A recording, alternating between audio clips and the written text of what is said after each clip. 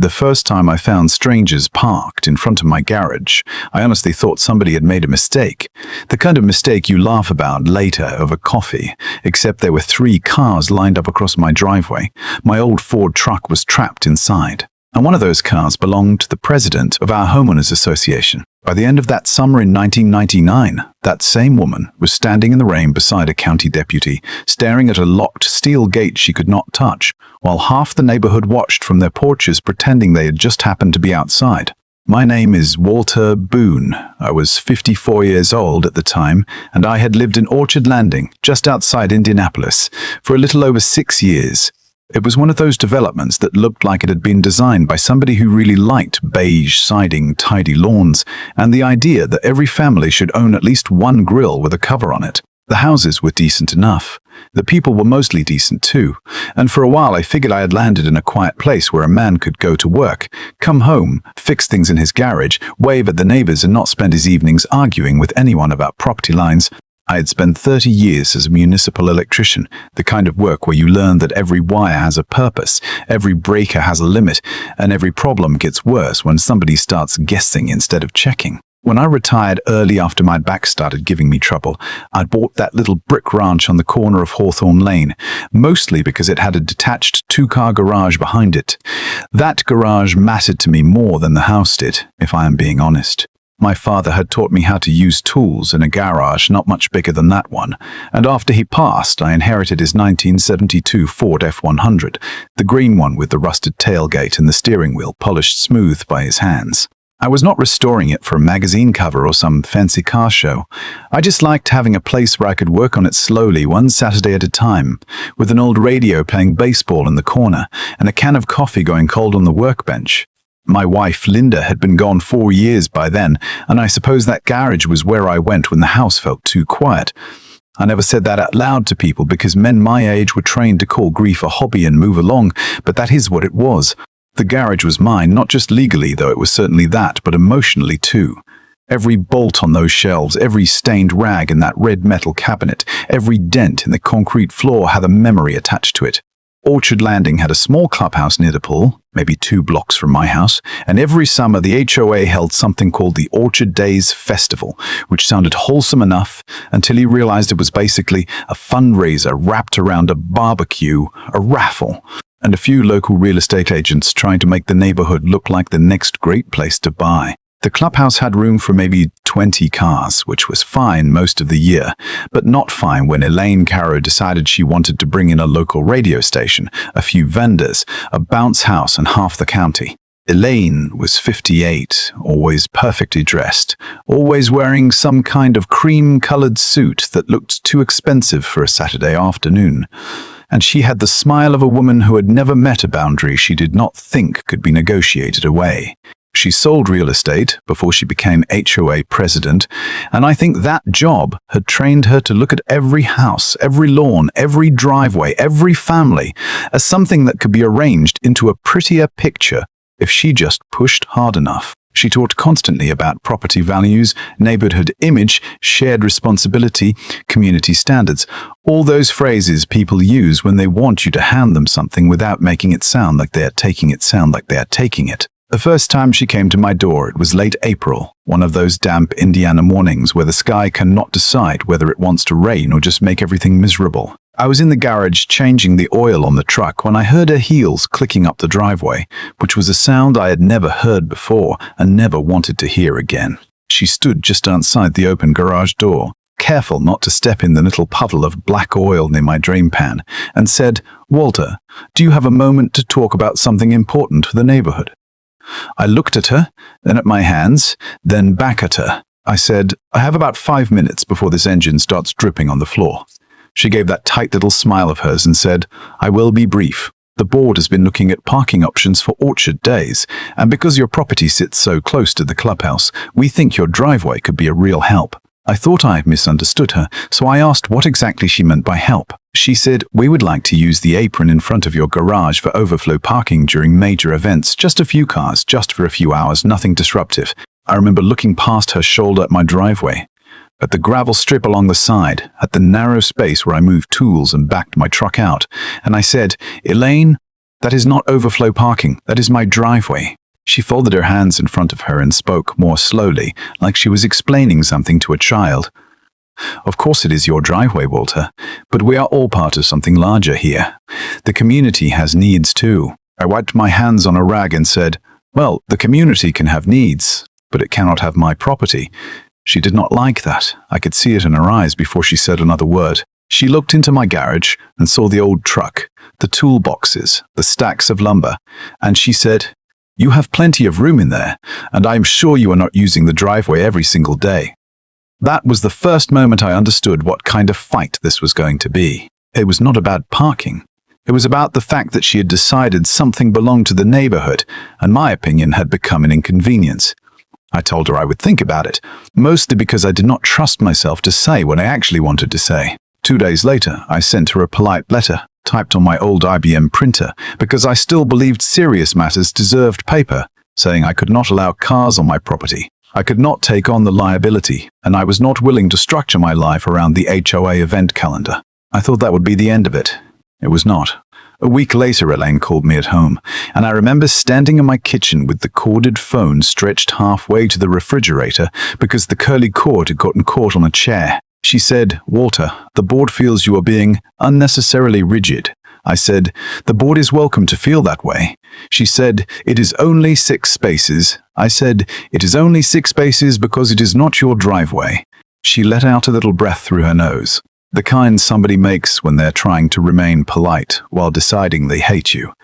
Then she said, "You know, people notice when someone refuses to contribute." I said, "Elaine, people also notice when somebody tries to take what does not belong to them." She hung up without saying goodbye. For the next month, nothing happened. I almost convinced myself she had backed down, maybe because I wanted to believe I lived in a world where a direct answer still meant something. Then came the first Saturday in June, the day of Orchard Days.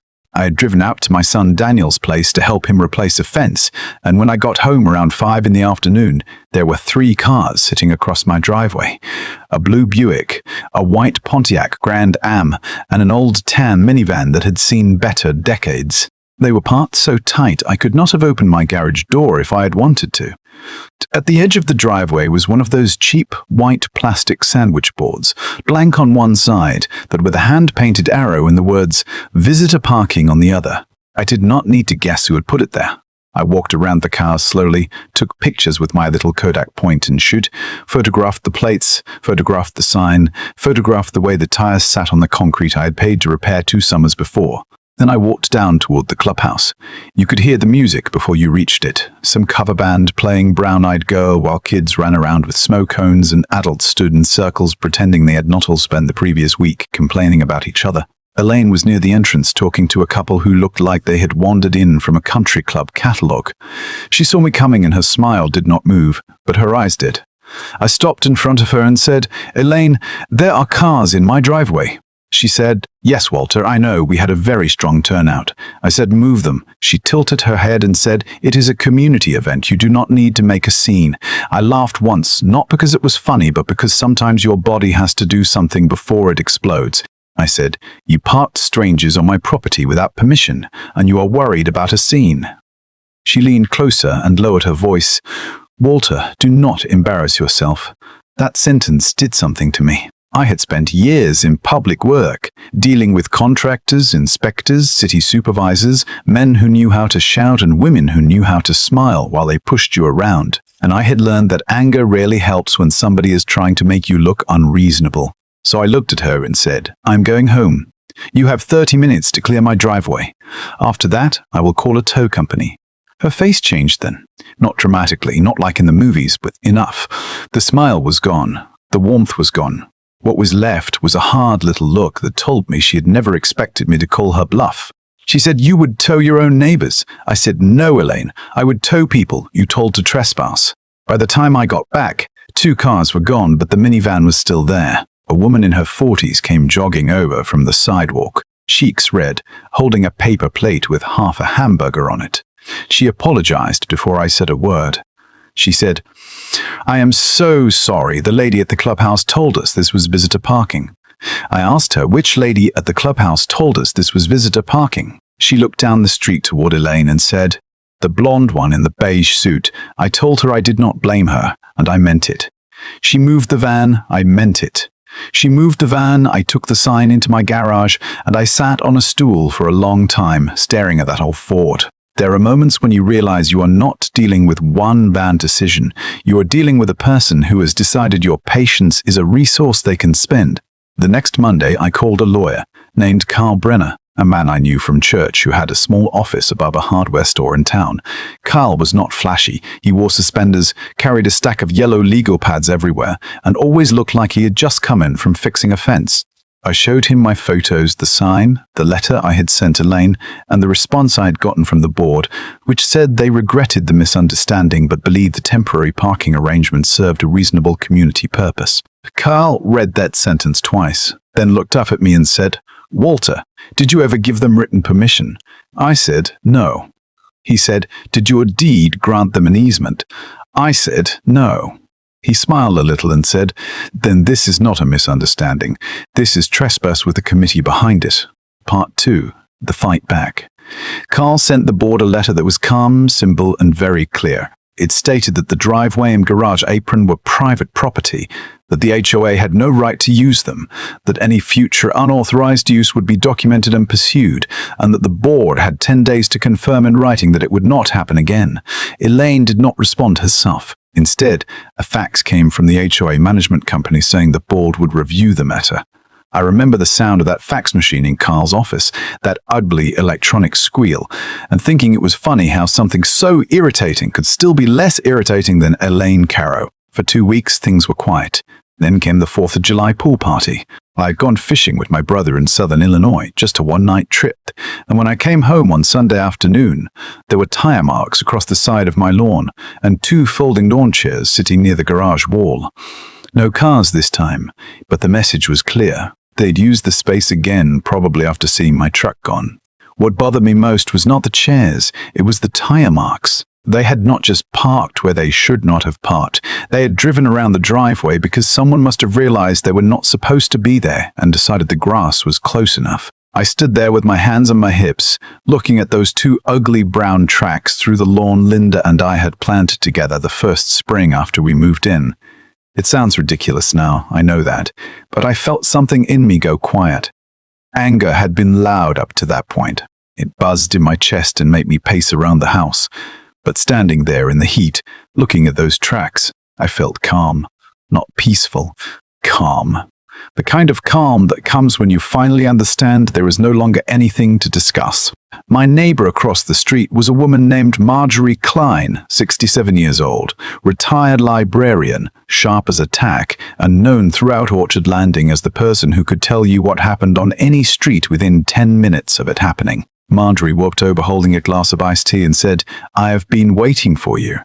I told her I did not like the sound of that. She said, "I figured you would not." Then she invited me inside and showed me a high-8 tape from her camcorder. Her grandson had been visiting, and Marjorie had been filming him setting off sparklers in the front yard when the HOA maintenance man, a fellow named Vince, pulled up in a pickup truck. The video was a little shaky. The colors had that washed-out late 90s look, but you could see Vince placing orange cones along my driveway, then waving 2 cars toward the garage. A few minutes later, Elaine herself appeared in the frame. She stood with her hands on her hips, looked around, and pointed toward the side yard. I could not hear what she said, but I did not need subtitles. Marjorie paused the tape and looked at me over the top of her glasses. She said, "Walter, I do not like people who think a clipboard makes them royalty." I laughed, and it was the first real laugh I had had in days. I took the tape to Carl. He watched it once, rewound it, watched it again, and said, "Well, now we have more than a property dispute. Now we have evidence of an intentional pattern." The next HOA meeting was held in the clubhouse on a Thursday evening. I almost did not go because I hated those meetings. They always started with somebody talking about flower beds and ended with someone yelling about trash cans. But Carl told me to attend, not to argue, just to listen and speak when I had the chance. The room was packed because people had heard something was going on. Elaine sat at the front table with 3 board members beside her, all of them looking uncomfortable in different ways. One kept shuffling papers, one kept checking his watch, and one, a man named Harold Sutter, looked like he had not slept in a week. Elaine opened the meeting with her usual speech about maintaining the character of Orchard Landing, then moved through pool repairs, landscaping costs, and a complaint about somebody leaving a basketball hoop near the street. Finally, she said, "We will now address a concern raised by Mr. Toyne, Boone, regarding temporary event parking." She made it sound like I had complained about a pothole. I stood up and said, "It is not a concern. It is repeated use of my private driveway without permission." Elaine smiled that same little smile and said, "Walter, the board has already explained that the use was minimal and intended to support community events." I said, "You did not support a community event. You directed people onto my property after I told you no." She said, "We did what we believed was reasonable under the circumstances." I looked around the room at my neighbors, people I had waved to for years, and I said, "Let me ask this another way. If the board decided your driveway was convenient, would it become community parking too?" Nobody answered. Elaine did not like silence when it did not belong to her. She leaned forward and said, "You are making this personal." I said, "It became personal when you put cars in front of my garage." She looked at the board, then at me, and said, "You have a detached garage, Walter. You use it for a truck you barely drive and a workbench. The rest of us are trying to make this neighborhood better." That got quiet in a different way. I could feel my face get hot. I could have told her that truck belonged to my father, but the workbench still had a burn mark from the day Linda tried to help me solder a wire, and we both laughed until we cried that she had no idea what that garage meant to me. But I did not say any of that. I said, "Elaine, you do not get to decide which parts of another person's life are important enough to deserve respect." Then I sat down. After the meeting, Harold Sutter caught up with me in the parking lot. He was the board treasurer, a quiet man with a mustache and a habit of looking down when he spoke.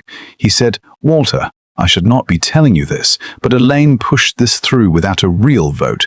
She called it temporary event logistics. We thought she meant traffic cones by the clubhouse." I asked him why he'd not said anything. He looked tired. He said, "Because every time somebody challenges her, she turns it into a test of loyalty." I told him I understood.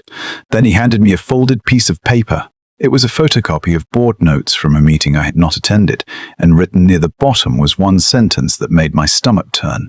"Walter will give in once he sees. The neighborhood expects cooperation." There it was. Not parking, not safety, not community. A power play written down in plain English. Carl filed for an injunction the next morning. At the same time, he told me I had every right to secure my property, as long as I followed the local code, and the HOA rules did not prohibit it. So I did something I should have done the first time Elaine knocked on my door.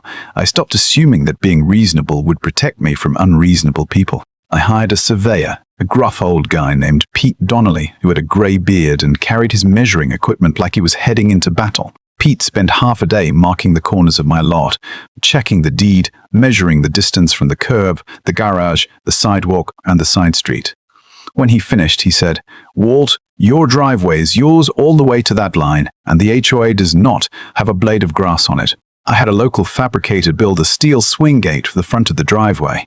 Nothing fancy, just 2 black metal panels mounted inside my property line, tall enough to discourage a car, strong enough to stop one, and wide enough for me to open when I wanted to use the garage. I submitted the design to the HOA Architectural Committee, exactly as the rules required. I sent it certified mail. I included the county permit, the survey, and a note from Carl stating the gate was being installed to prevent unauthorized entry onto private property. The committee had 30 days to respond. They never did. I knew why. Elaine believed she could intimidate me after the gate went up. She thought I would back down when she threatened fines, or that the neighbors would complain, or that I would decide fighting her was too much trouble. Maybe she had been right about other people. She was not right about me. The gate went in on a Wednesday morning in August. I stood on the porch with a cup of coffee while 2 men set the posts in concrete. By noon, the black steel frames were in place. By 4, the padlock was hanging from the center chain, heavy enough to make a satisfying sound when it closed. I stood there for a minute after the installers left, looking at that lock, and I felt ridiculous. A grown man, 54 years old, standing in his own driveway like he had built a fortress against a bake sale. But then I thought about the blue Buick, the orange cones, the tire marks, the way Elaine had looked into my garage and decided the things inside did not matter. I locked the gate and went back inside. The very next Friday, I drove to Louisville for my nephew's wedding.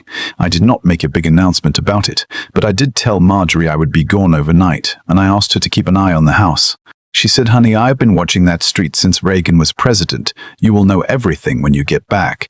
Around 7 that evening, while I was sitting at a hotel bar listening to my brother tell the same fishing story he had told for 20 years, Marjorie called me. I could hear rain hitting her windows. She said, "Well, your friend Elaine has arrived with Vince and a pair of bolt cutters." I stood up so fast I nearly knocked over my chair. I said, "Are they cutting the lock?" She said, "Not yet. They are standing there arguing." Elaine looks like somebody told her she has to eat at a diner. I told Marjorie to call the sheriff's office if anyone touched the gate. She said already did. Then she added, "I may be old, Walter, but I am not slow." 10 minutes later she called again. This time she said the county deputy was there. She had the camcorder running from her front window, and she whispered the whole scene to me like she was narrating a golf tournament. Elaine was explaining that the gate was blocking overflow access for a scheduled community event. The deputy asked if there was an emergency. Elaine said no. He asked if the HOA had a recorded easement. Elaine said the board had traditionally used the driveway. He asked again if she had a recorded easement. She said no. Then, according to Marjorie, the deputy looked at the lock, looked at Vince holding the bolt cutters, and said, "Mom, if you cut that lock, you are no longer dealing with a neighborhood disagreement. You are dealing with criminal damage to private property." Marjorie said Elaine went pale. Not white exactly, but the color of somebody who had just realized the room had stopped following her script. She tried one more time. She said, "This gate violates our community agreement." The deputy said, "That may be something for a civil court to decide. Tonight, it is a locked gate on private land. You need to leave." I wish I could say I felt triumph at that moment. I did not right away. I felt sad that it had reached that point. Sad that people who live 3 houses away from each other could end up calling deputies and lawyers because one person could not accept the word no. Then my brother came over, set a beer in front of me and said, "You all right?"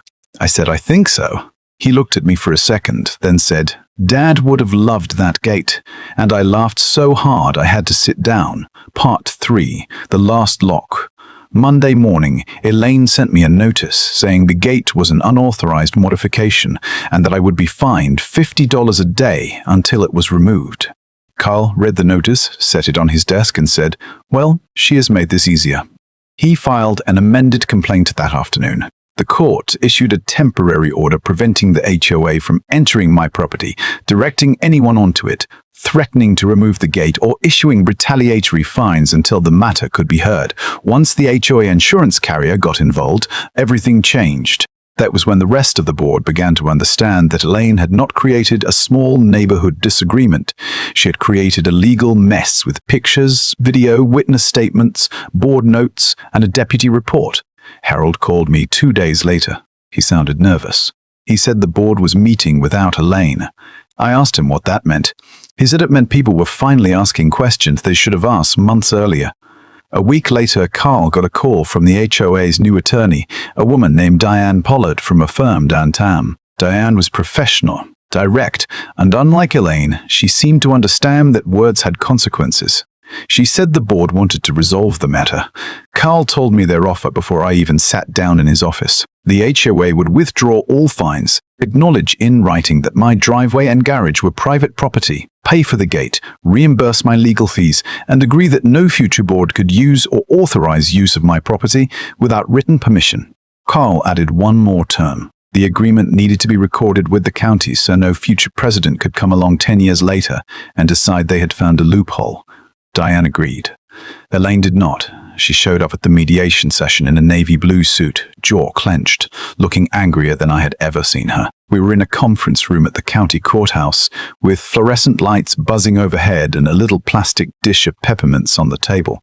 She did not look at me when she came in. Our attorney sat beside her. Harold sat near the end of the table, and 2 other board members sat across from Carl and me. The mediator asked if anyone wanted to make an opening statement. Elaine raised her hand first. Of course she did. She said, "This entire dispute has been blown out of proportion by a homeowner who refuses to consider the needs of the community."